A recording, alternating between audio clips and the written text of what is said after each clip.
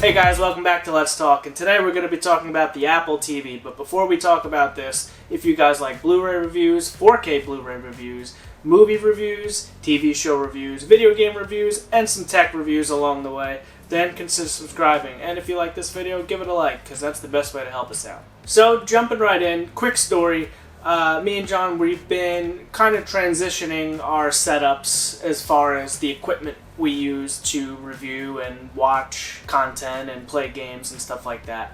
We still have our same TVs, but we just got 4K Blu-ray players because both of us have been using the Xbox Series X to watch 4K Blu-rays, watch regular Blu-rays, stream all of our content, HBO Max, Hulu, Netflix, Disney Plus.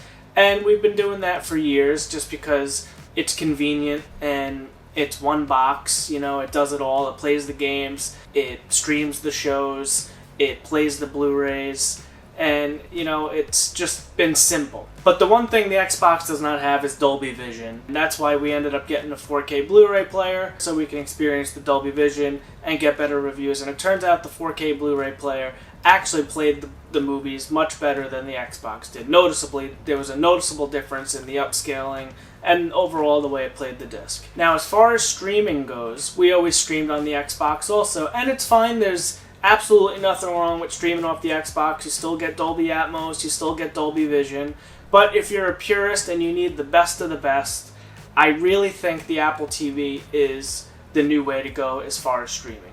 So this is the Apple TV 4K first generation, hence the black remote. I think the newer Siri remote is silver. The only real difference between the two first generation and second generation is the high frame rate that the new one would have and the different style remote with the Siri upgrades, and it's a revised remote. And I don't even use the remote, maybe because this one was bad. I have the little cover on it, but I just literally dusted it off because it hasn't been touched. I use my phone. And when you actually have the Apple TV hooked up, so I have an LG OLED. I have the CX OLED from 2020.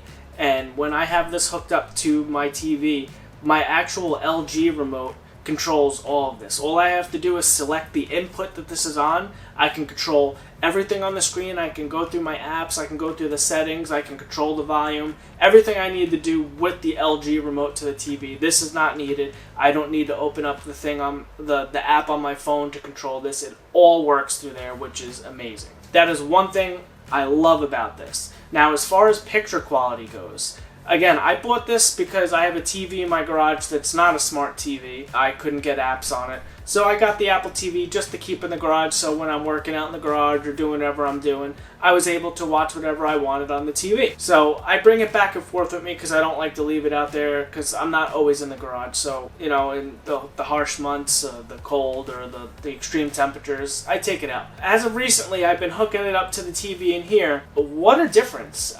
I noticed it most in the menus, specifically on Hulu. On the Xbox, it looked fine, you know. And then when I opened it up on the Apple TV, it was so crisp, so clear. I was blown away. I was like, holy shit, like, that is a noticeable difference. And I've been watching it for a very long time through the Xbox. And again, it's fine through the Xbox. But for someone like me who needs the absolute best of the best, I think this provides a better picture quality. And now, as far as audio goes, I still think I don't have a $10,000 in-ceiling Atmos system with a Denon receiver and all of that. I don't have the best of the best receiver. I have a Sonos Arc soundbar with the subwoofer and two Play 5s or 5s, whatever they are now, this generation Sonos, as my rears. So it's like one of the best soundbar systems out there, but it's not a true hardwired movie theater, home theater quality sound system. But it still does Atmos, it still does DTS, it does all the good stuff, and I don't hear a big difference between the Xbox and the Apple TV. So as far as audio goes, you know, it's 6 in one hand, half dozen in the other, in my opinion. I don't think there was a huge difference in audio, but I really noticed it in the picture quality. I mean, I have an iPhone, so I like the Apple ecosystem. That's one thing that I enjoyed. Everything is integrated through your iPad, your iWatch, your iTV, your iPhone. Everything is you sign in and it's all there, and I like that. So I can mirror my phone onto the TV with this. Not that the TV didn't have the screen mirroring technology anyway. I just enjoyed the way it was just so seamless. So like I said, this is the first generation. There is a second generation out, and the updated model has support for the higher frame rates for 60 FPS. It has the HDMI 2.1. This has the Wi-Fi 5, where that has Wi-Fi 6 now, so you'll get a faster wireless connection. They both still have the 1 gig Ethernet port support in the back, but I hardwire mine.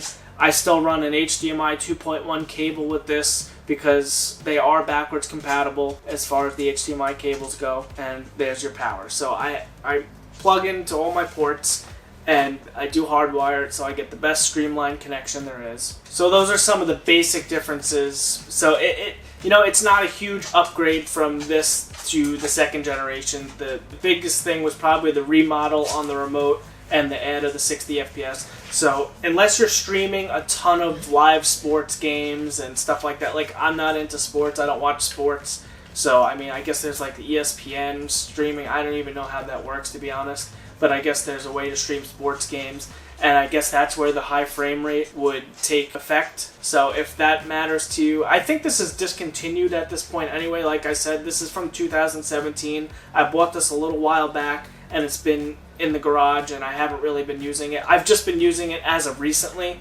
and I just figured I wanted to make a video on this because I'm really impressed, and I'm kind of blown away that I haven't used this earlier. And I'm a little mad at myself that I haven't been using it earlier. So I feel like I've been missing out the whole time I haven't been using the Apple TV. And there's just a lot of quality of life stuff on here that the Xbox doesn't have. It has the nice screensavers. Like I have a 77-inch OLED TV, so when those big screensavers come up, it looks great.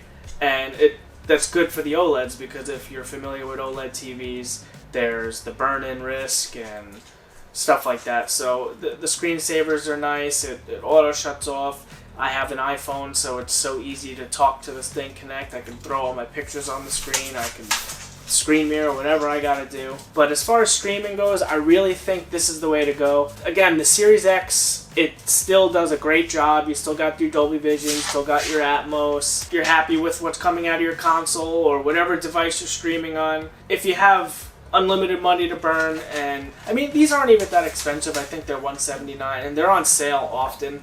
So if you got the money and you want that 10 to 15% better quality that this is going to put out, then I say go for it. I can highly recommend this. I'm really enjoying my time with it, and it's the best streaming has ever looked, in my opinion. And this is coming from years of using the Xbox One X now to the Series X. I used the PlayStation for a hub for a while as far as all media goes. And they all did great, and they were just multifunctional, and it was just easier to have the one thing hooked up to the TV. And I can just switch between my apps. I'm playing a game, oh, it's time for dinner, pause it, boom. I'm just really into this Apple TV right now, and I think it's great. I just wanted to talk about it. I wanted to let you guys know that it's great. It puts out fantastic streaming.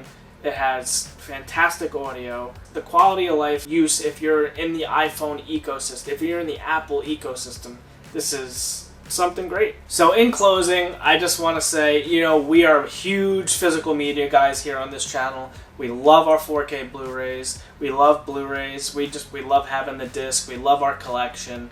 But some stuff you just have to stream, like everything going to Disney Plus. The Marvel stuff is big because the discs that they're putting out don't equal to what they're putting on Disney Plus. We got Stranger Things as something on Netflix that you have to watch if you haven't yet. All the Disney Plus Star Wars shows and the Marvel shows. There's some straight to streaming movies that come out on Netflix, Hulu, Disney Plus, HBO Max. We're not saying don't stream. Streaming is a great thing, but we still love our physical media as well. But if you're going to stream and you don't have a gaming console, you don't have a smart TV, or if you do have a smart TV and you want just the best quality, and sometimes you can't even get all the apps on a smart TV. You can get everything on here. And worst case scenario, you stream it straight from your phone onto here if your TV doesn't support your Apple AirPlay. So for me, this checks all the boxes. You know, it supports all the major formats, all the Dolby, all the audio stuff, all the HDR, the Dolby Vision, Dolby Atmos. It's got it all. It does it all. It talks to your phone. It's great. So in closing, I could say that I highly recommend this. I wouldn't say run out and go get it, but if you guys enjoyed this video, consider giving it a like because that's the best way to help us out. Until next time, have a great day, guys.